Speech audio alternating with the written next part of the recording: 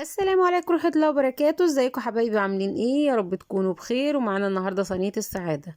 ايوه، صينية فراخ بالبطاطس، هي العشق لولادي.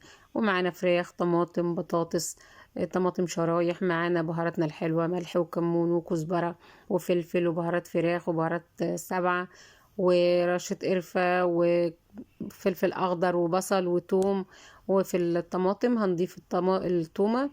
وبعد كده هنضيف البهارات بتاعتنا اللي هي الملح والكمون والكزبرة ورشة القرفة وبهارات السبعة والفراخ. وهنا مش هكتر بهارات السبعة عشان هي مجرد رشة تطعيمة بس للفراخ. وفي صينية نضيف البطاطس ونضيف عليها الفراخ والبصل.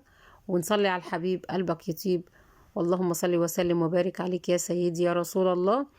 وهنضيف الفلفل الأخضر.